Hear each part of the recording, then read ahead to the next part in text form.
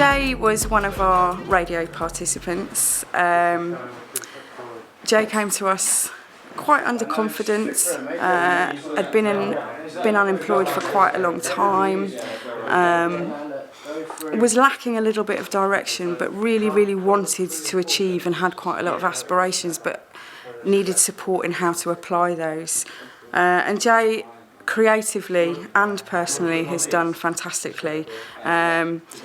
He's not only driven the radio elements, and he was one of the young people that we could rely on every time. And when other young people weren't turning up for radio and stuff, he'd be there. We'd ring him up and go, "Jay, can you come down?" And he'd come down and he'd go and get interviews from people like the Sax Massive conductor. He'd be quite happy walking up to artists and asking them for interviews. And just over the 3 weeks, seeing that develop was amazing. The other thing where I think Festival City has supported Jay is it's developed his peer leading skills. And what he's now gone on to do is to create a young governors group at Throckmorton Yard YMCA, and what he's doing is driving that to help them fundraise for new kitchens. So it's been, and he's doing a car wash. He's got people from the other YMCA hostels involved. He's emailed people quite high up in the YMCA and asked them for stuff. And Festival City has been able to support him, and he's been able to say, "Look, I'm learning project management skills because I'm part of the production group. I've been reliable."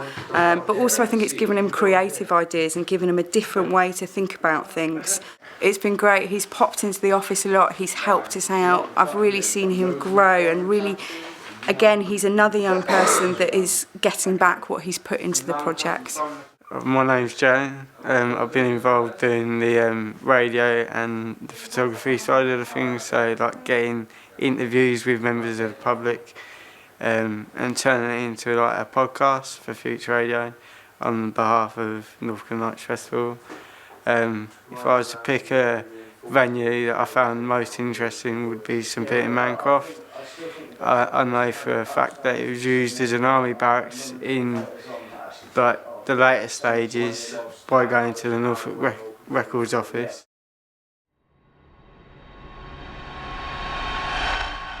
It was just like going into all the past, like finding out documents like from the war, what it was used for, how the venues have changed, everything on that aspect really.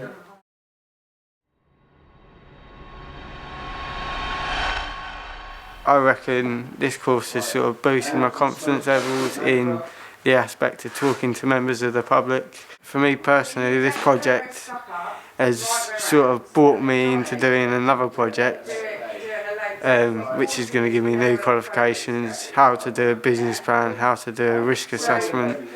So when I go and plan another project, I know what to look forward to doing.